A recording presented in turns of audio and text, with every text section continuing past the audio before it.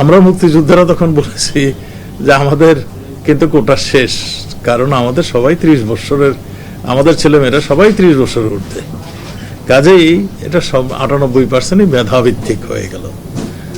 তা আমরা মনে করেছিলাম যে ছাত্র যারা আন্দোলন করছেন তারা নিশ্চয়ই এটাকে ওয়েলকাম করবেন এবং তারা তাদের লেখাপড়ায় ফিরে যাবেন। তা আমরা ভয়ানক পরিতাপের সঙ্গে, দুঃখের সঙ্গে জানাচ্ছি এই আন্দোলনটা কি ছাত্রদের নেতৃত্বে আর ছিল না। নেতৃত্বে চলে যাওয়ার পরে যে ঘটনাটি ঘটলো, মানে চলে যাওয়ার আগেই তারা এই ছাত্রদের কাঁধে ভর করে বিভিন্ন মতাবলম্বী, বিভিন্ন মানে স্বার্থান্বেষী মহল এই আন্দোলনকে কেন্দ্র করে তাদের স্বার্থ হাসিল করার জন্য তারা উঠে পড়ে লাগলেন। এদেরকে দিয়ে বিভিন্ন সময় বিভিন্ন কথা বলালেন। আমরা বললাম যে আমাদের যখন কোটা সব বাতিল হয়ে গেল, তাহলে মানে আমাদের মাননীয় প্রধানমন্ত্রী সব দাবি মেনে নিলেন। তারা আরো 8টি দাবির কথা বলেছিলেন, সেটিও বলেছেন যে পর্যায়ক্রমে এগুলি সবগুলি করবেন, তিনি ব্যবস্থা নেবেন এবং সবগুলিরই তিনি যথাযোগ্য ব্যবস্থা নেবেন, যৌক্তিক দাবিগুলি অবশ্যই মেনে নেবেন। এরপরে তারা ক্ষান্ত হননি। তারপরে তারা টোটাল বন্ধের কথা ডাক দিলেন। আমরা কি দেখলাম? আমরা একটা ধ্বংসাত্মক মানে কর্মকাণ্ড সারা বাংলাদেশে দেখলাম। আমরা দেখলাম টিভি ভবন, যেটা নাকি শত বৎসর ধরে আমাদের সংস্কৃতি, আমাদের ঐতিহ্য লালন করত তাদের আর্কাইভে, এবং অনেক কিছু তারা ধারণ করেছিল, সেইগুলি পুড়িয়ে দেওয়া হলো। আমরা দেখলাম সেতু ভবন, যেটা নাকি পদ্মা সেতু, মেট্রো রেল, এলিভেটেড এক্সপ্রেসের দলিল পত্রাদি যেখানে ছিল, যেখানে তাদের ডাটাগুলি সংরক্ষণ ছিল, সেটাকে বিনষ্ট করা হলো। আমরা দেখলাম ত্রাণ মন্ত্রণালয়, দুর্যোগ মন্ত্রণালয়ের যে অধিদপ্তরটি, আমাদের দুর্যোগ মন্ত্রণালয় কিন্তু বিশ্বের কাছে একটা মডেল ছিল। এই দুর্যোগ মোকাবেলা বাংলাদেশ একটা মডেল দেশ হিসাবে পরিচিত ছিল। সেখানকার ডাটা যত যা কিছু ছিল সব বিনষ্ট এবং পুড়িয়ে, শুধু বাড়ি পুরায়নি, ডাটাই পুরায়নি, বিনষ্ট করেনি, গাড়ি ঘোড়া যা ছিল লুটপাট করে নিয়ে গেল সবকিছু। আমরা দেখলাম আমাদের স্বপ্নের মেট্রো রেল অকার্য করে দেওয়ার জন্য আগুন ধরিয়ে দেওয়া হলো। আমরা দেখলাম আমাদের এলিভেটেড এক্সপ্রেসে বিভিন্ন জায়গায় আগুন ধরিয়ে দেওয়া হলো। আমরা দেখলাম নরসিংদীতে একটা তাণ্ডব, হাইওয়ে পুলিশ আমার সেই থানাটি একদম গুড়িয়ে দেওয়া হলো, পুড়িয়ে গান পাউডার দিয়ে পুড়িয়ে দেওয়া হলো। আমরা এইবার নতুন একটা উপাদান দেখেছি, যেখানেই অগ্নিসংযোগ হয়েছে সেখানে আমরা গান পাউডারের আলামত আমরা দেখেছি, এবং গান পাউডার গুলো দিয়ে এই সমস্ত আগুন ধরিয়ে দেওয়ার মানে আলামত আমরা পেয়েছি।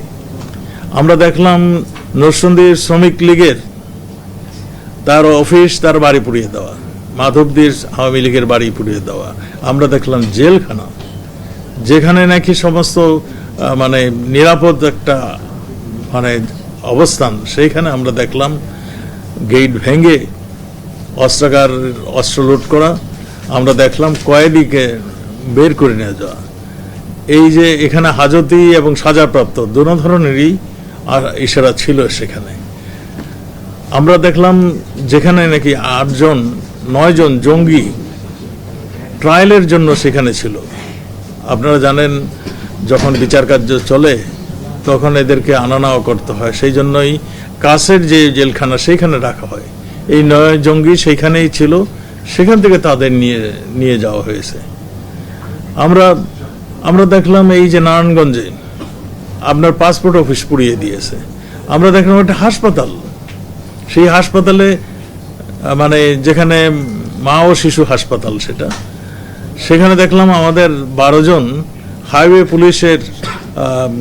পুলিশ সেখানে ব্যারাক করে থাকতো, সেটাতে আগুন ধরিয়ে দিল। সেই একটা মানে সেই দৃশ্য যারা না দেখেছে তারা যে কতখানি পিশাচ, কতখানি তারা নিষ্ঠুর, আপনারা কেউ অবলোকন মানে বুঝতে পারবেন না। সেই মায়েদের আজহারি আমাদের পুলিশ তখন রেস্কিউ করার জন্য ওখানে গেলে পুলিশের উপরে ধাওয়া পাল্টা ধাওয়া। পুলিশ যখন আরও বিজিবিকে নিয়ে ওখানে যায়, তখন দেখা গেল যে এগুলিকে রেস্কিউ করা অসম্ভব।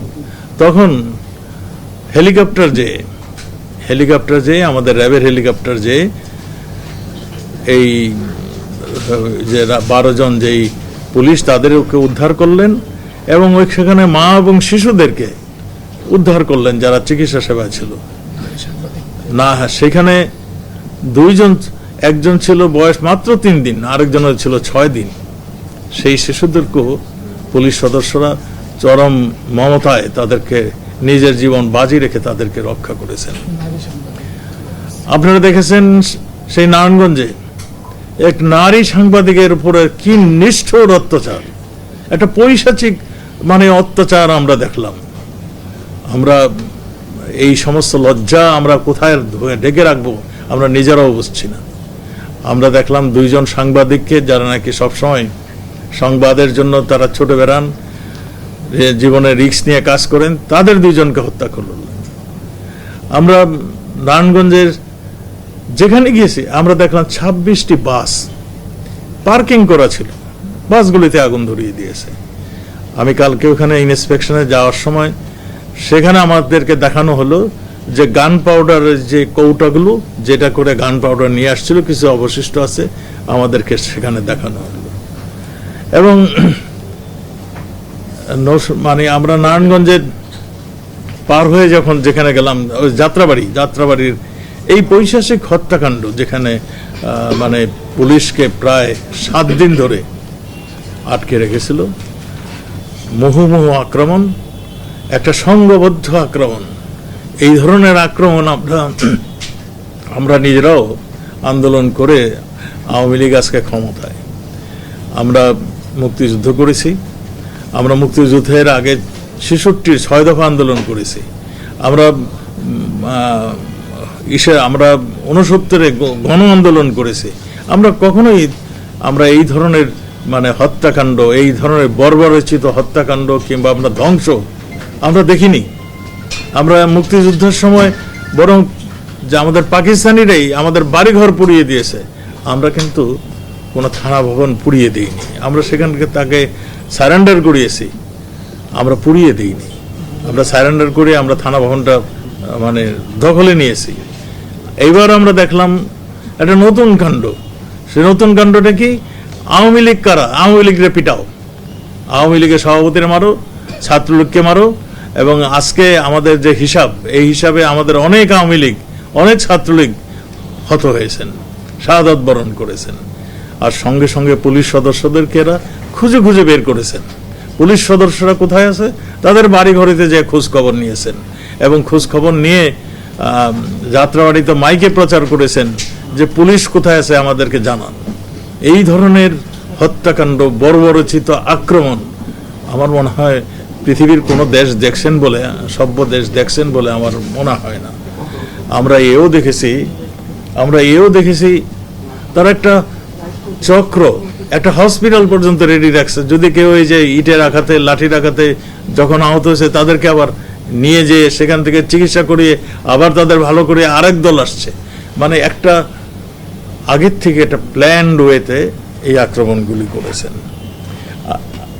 এই যে দেখুন, এক পুলিশ সদস্যকে কিভাবে পিটিয়ে তাকে ফেলে রেখেছিল দড়ি দিয়ে বেঁধে। এই দেখেন আরেক পুলিশ সদস্য তাকে হত্যা করে তাকে ঝুলিয়ে রেখেছে। এই দেখেন আরেক পুলিশ সদস্যকে কিভাবে মেরেছে, সে জীবন মৃত্যুর নিয়ে এখন চলছে, আইসিইউতে আছে।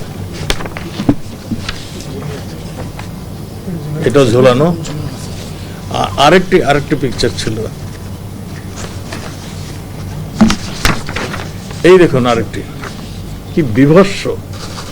এই লোকটি একে পুলিশ মনে করে এর পিছনে ধাওয়া দেয়। সে একটা পুকুরে ডুব দেয়, তখন বাঁশ দিয়ে খুঁচিয়ে খুঁচিয়ে তাকে বের করে দেখেন কাপড় খুলে তাকে কিভাবে পিটিয়ে কিভাবে হত্যা করা হয়েছে দেখুন। এইটা একই জিনিস।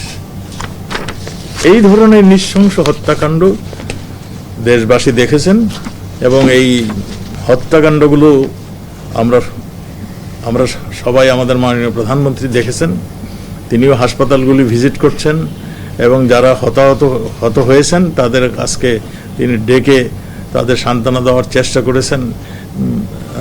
যারা ইন্তেকাল করেছেন তাদের তো ফেরত দেওয়া যাবে না, তিনি তাদের জড়িয়ে ধরে তাদের সান্ত্বনা দেওয়ার চেষ্টা করেছেন। আমরা সেই দৃশ্যও দেখেছি। আমরা মনে করি তারা আবার মানে স্ব জায়গায় আবার ঘুরে দাঁড়াবেন। শুধু এই দৃশ্য তো, আমি তো কয়েকটার কথা বললাম।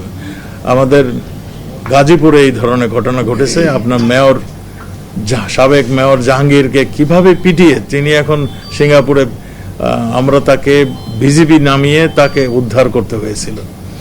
তাকে এমনভাবে পিটিয়েছে, সে এখন স্মৃতিশক্তি ফিরে পাবে কিনা আমাদের সেইটাই এখন সন্দেহ করছি।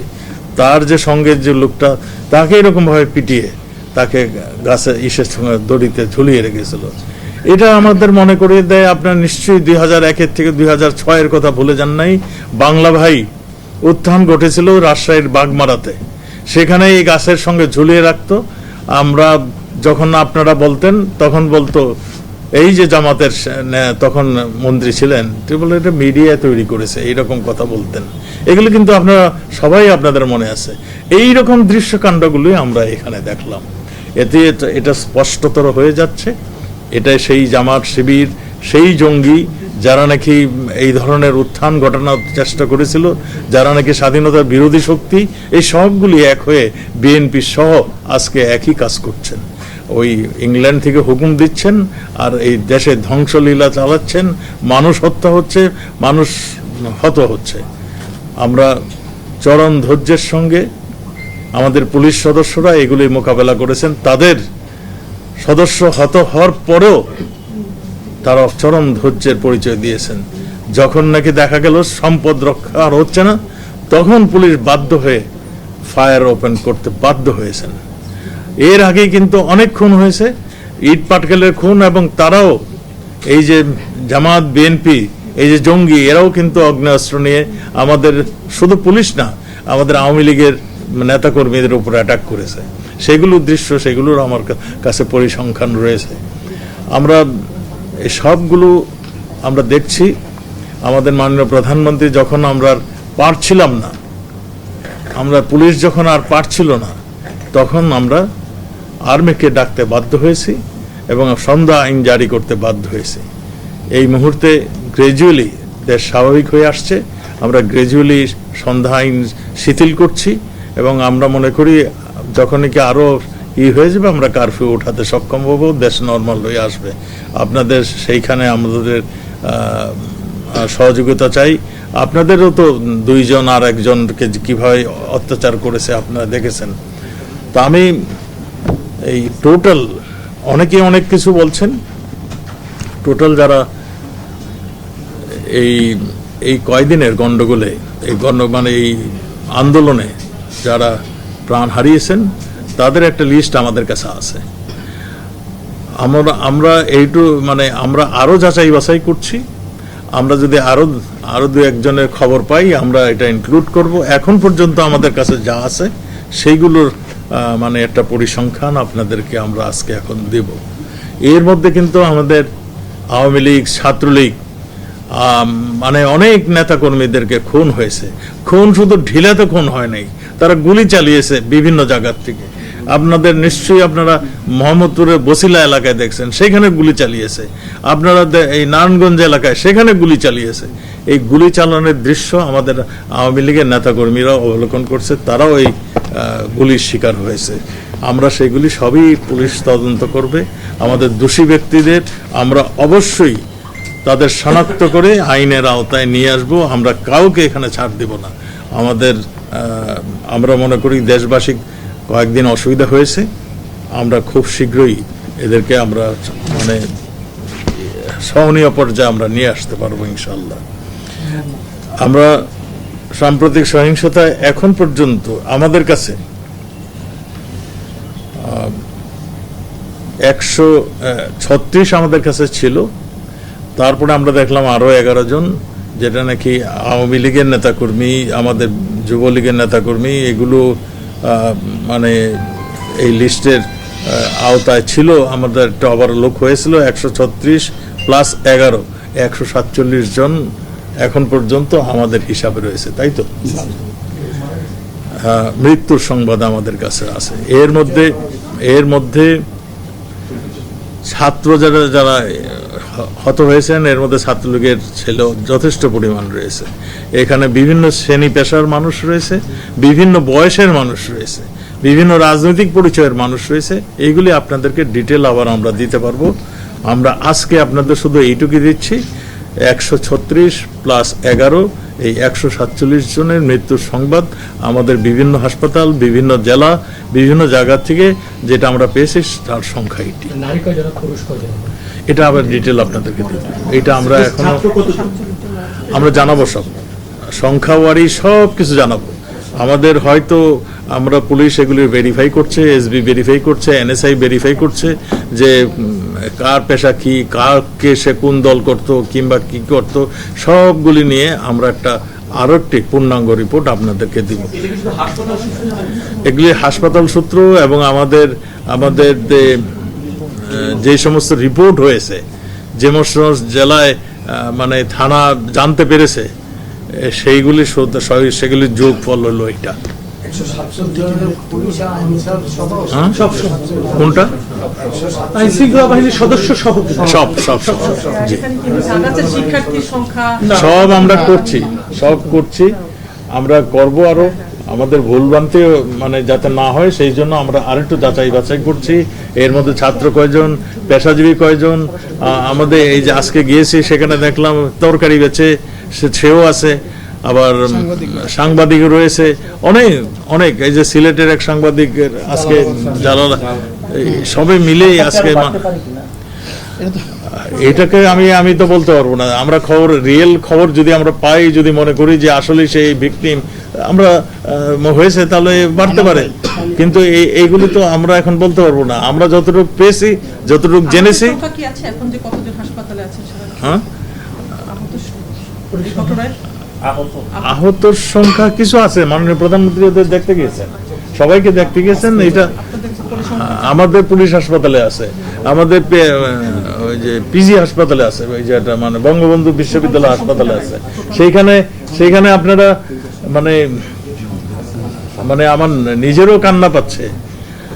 ওই যে চিটাঙে 6 তলার বিল্ডিং এর থেকে এদেরকে ফেলে দিয়েছে। ওই যে তারা এখন মৃত্যুর সঙ্গে পাঞ্জা লড়ছে, যে বঙ্গবন্ধু হাসপাতালে তারা রয়েছে। মানে বঙ্গবন্ধু হাসপাতাল বলেন, ঢাকা মেডিকেল হাসপাতাল বলেন, সব জায়গায় আহতর। পঙ্গু হাসপাতাল, পুলিশ হাসপাতাল, এমন কোন হাসপাতাল নাই যেখানে এই 2-1 এখনো নাই।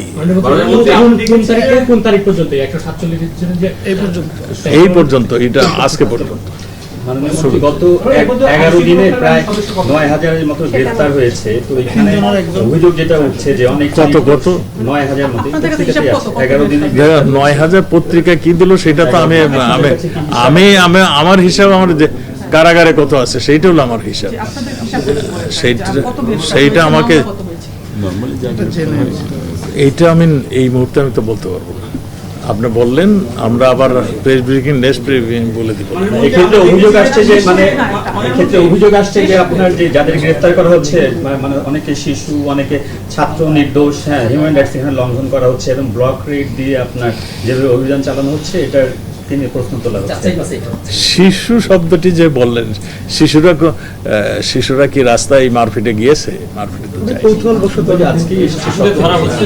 না, ওই শিশু যেটা বলেছে এইটা নিশ্চয়ই একটা মানে উদ্দেশ্যমূলক কথাই বলেছে শিশু।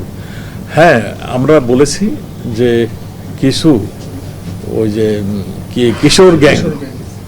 কিশোর গ্যাং এগুলো আমাদের কাছে একটা মানে যন্ত্রণাদায়কের অধ্যায় দাঁড়িয়েছে। এরা বুঝে না বুঝেই নানান ধরনের মানে অন্যায় কাজে লিপ্ত হয়ে যাচ্ছে। আপনারা নিজেরাও জানেন যেটা এরাও এখানে সম্পৃক্ত কিছু কিছু হয়েছিল, অল্প পয়সার বিনিময়ে এদেরকে কাজে লাগিয়েছিল। এগুলি সবগুলি তথ্য আছে। বিভিন্ন জায়গায় বিভিন্ন টাকা পয়সা দিয়ে এই স্বল্প মানে একদম মানে এই কিশোর গ্যাং এবং অন্যান্য কিছুকে টাকা পয়সা দিয়ে এদের সামনে নিয়ে আসছিল। এই সবগুলো আপনাদেরকে আরো ক্লিয়ারলি বলতে পারবো। আজকে শুধু আমরা বললাম যে মৃত্যুর সংখ্যাটা, এটা নিয়ে একটা বিভ্রান্তিকর খবর, কখনো বলছে 1000, কখনো বলছে 500, কখনো বলছে, সেই জন্যই আমরা আমাদের কাছে যা হিসাব সেইটা দিলাম। আমরা এখনো অনুসন্ধান করে যাচ্ছি, এখনো আমরা চালিয়ে যাচ্ছি যে মানে আরো কোথায় কোন সংবাদ আছে কিনা। গ্রেফতারের নামে মানবাধিকার লঙ্ঘন করা হচ্ছে। ঠিকভাবে আহত করা হয়েছে বা মারা না না রাখেন, আপনারা আর কয়টা প্রশ্ন করবেন? গ্রেফতারের নামে মানবাধিকার লঙ্ঘন করা হচ্ছে। পুলিশ এখানে একটা আছে। আচ্ছা বলুন, আপনারটা বলেন। না না, উনি বলা শুরু করেন, বলেন কি। আমরা দেখেছি পুলিশকে যেভাবে আহত করা হয়েছে, মারা হয়েছে পৈশাচিক ভাবে, এবং আমরা এও দেখেছি যে পুলিশও আত্মসমর্পণ করার পরেও তাকে গুলি চালিয়েছে এবং মেরেছে। এরকম ঘটনা আমরা দেখেছি, ভিডিওতে আসছে এই বিষয়গুলো, এবং দেখেছি যে গাড়ি থেকে লাশ টেনে হিসেবে ফেলে দেওয়া হয়েছে। এই বিষয়গুলো আসলে কিভাবে দেখছেন? একটু গ্রেফতারের নামে মানবাধিকার আমি আপনাকে বলি, পুলিশ, আমাদের পুলিশ ট্রেনিং দেওয়া পুলিশ, অযথা গুলি তারা করে না। প্রত্যেকটা গুলির হিসাব তাকে দিতে হয়, প্রত্যেকটা মৃত্যুর মানে হিসাব তাকে জবাবদিহি করতে হয়। কাজেই পুলিশ অযথা গুলি করেছে, শিশুকে মেরে ফেলছে, এইগুলি সম্পূর্ণই গুজব, অপপ্রচারণা। পুলিশ চরম তাদের উপরে যখন মানে এই যে থানাগুলি আক্রমণ করেছে, সেখানে পুলিশ আহত হয়েছে, সেখানে পুলিশ নিহত হয়েছে। পুলিশ কিন্তু তখন পর্যন্ত এই আপনার রাবার বুলেট কিংবা ওই ছড়াগুলি কিংবা টিয়ার গ্যাস এগুলি ছেড়েছে, যেগুলিতে নন লিথাল উইপেন। আর যখন একদম পারেনি, যখন নাকি পুলিশকে মারা হচ্ছে, ঝুলিয়ে রাখা হচ্ছে, সম্পদ নষ্ট হচ্ছে, বড় কথা হলো দেশের সম্পদ, হাজার হাজার কোটি টাকার সম্পদ যখন নষ্ট হচ্ছে, তখন পুলিশ বাধ্য হয়ে গুলি করতে বাধ্য হয়েছে।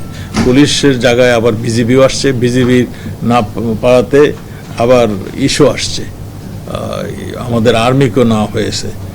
আর আপনাদের একটা রিকোয়েস্ট করব, আমি নারায়ণগঞ্জে এই কথাটা বলেছি, এরা শুধু এই আমাদের মানে অ্যাটাকই করেন নাই, এরা সম্পদ নষ্ট শুধু বিনষ্টই করেন নাই, আওয়ামী লীগের উপরে অ্যাটাকই করেন নাই, পুলিশের উপরে অ্যাটাক করেন নাই, আরও কিছু করেছেন। সেটা হলো একটা সামাজিক যোগাযোগের মাধ্যমে তারা এমন গুজব ছড়াচ্ছেন সারা বিশ্বে, মানে আপনারা শুনলে সেগুলো হাস্যকর মনে হবে আপনাদের কাছেই।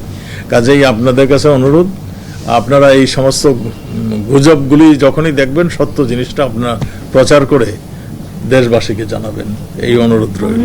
হেফাজতে যে বৈষম্য বিরোধী ছাত্র আন্দোলনের 5 জনকে নেওয়া হয়েছে নিরাপত্তার কারণ দেখিয়ে, তাদেরকে কবে নাগাদ ফ্যামিলির কাছে হস্তান্তর করা হবে? দেখুন, তারা নিজেরাই বলতেছিল তারা মানে ঝুঁকিতে আছেন। তাদের একজনের বাবাকে বলছিল যে আমি মানে বিশেষ প্রয়োজনে আমি আত্মগোপন করেছি। তারা নিজেরাই বলতেছিল যে তারা রিস্কে রয়েছে, সেই জন্যই তাদেরকে আমরা নিরাপত্তার জন্যই তাদেরকে নিয়েছি। এবং তাদেরকে জিজ্ঞাসা করা হচ্ছিল যে এই কোন কোন মানে রাজনৈতিক দল কিংবা কারা তোমাদেরকে এই ধরনের প্রচারণা দিয়েছে, যেতে কারণ পরবর্তী যে সহিংস রূপ নিল, এইগুলো আমরা তারাকে জিজ্ঞাসা করেছি, এইগুলোর উত্তর তারা দিচ্ছে। এখন আমরা তাদেরকে এখনো অ্যারেস্ট করিনি, আমরা আমাদের হেফাজতে আছে। আমরা শীঘ্রই চিন্তা করছি যে তাদের যদি এই রিস্কটা মুক্ত হয়ে যায়, তাহলে আমরা ছেড়ে দিতে পারবো কিনা সেটা আমরা হিসাব নিকাশ করছি। পুলিশ যদি মনে করে যে তাদের রিস্ক ফ্রি, তখনই তাদের ছেড়ে দেওয়া হবে। আমরা অ্যারেস্ট করিনি। গণগ্রেফতারের নামে নির্বিচারে সাধারণ বা নির্দোষ মানুষও গ্রেফতার হচ্ছে, এই রকমটা বলা হচ্ছে। আসলে কি বিষয়টা? এখানে হিউম্যান রাইটস এখানে লঙ্ঘন হচ্ছে। আপনার কাছে কি আছে, তথ্য আছে যে কারে আমরা বিনা বিষয় করছি? না না, আপনি একজন সাংবাদিক, আপনার কাছে আমি প্রশ্ন করলাম। প্রত্যেকটা অ্যারেস্ট আমাদের গোয়েন্দা বাহিনী লিস্ট করে দিচ্ছে পুলিশকে, প্রত্যেকটা অ্যারেস্ট ভিডিও ফুটেজ দেখে করা হচ্ছে। এখন যদি কেউ বলে যে আমরা করিনি, আমরা যাইনি, ভিডিও ফুটেজটা তো রয়েছে। কাজেই যেগুলি অ্যারেস্ট হচ্ছে এইগুলি একদম আমাদের গোয়েন্দা সংস্থার মানে লিস্ট অনুযায়ী হচ্ছে এবং তথ্য অনুযায়ী হচ্ছে, এবং ওটাটা কি বলে ভিডিও ফুটেজ দেখে করা হয়েছে। স্বরাষ্ট্র মন্ত্রী কিছু কিছু ফুটেজ দেখে দেখা যায় যে পুলিশ চাইলেও তাকে শোনো, গুলি করতে- আমার দুইটা প্রশ্ন ছিল, হয়ে গেছে, শেষ শেষ। এটা কথাটা শেষ নাই তো, কথার পৃষ্ঠে কথা আসে। থ্যাংক ইউ ভাইয়া, ভালো থাকেন। আসসালামু আলাইকুম। ছবি নেন।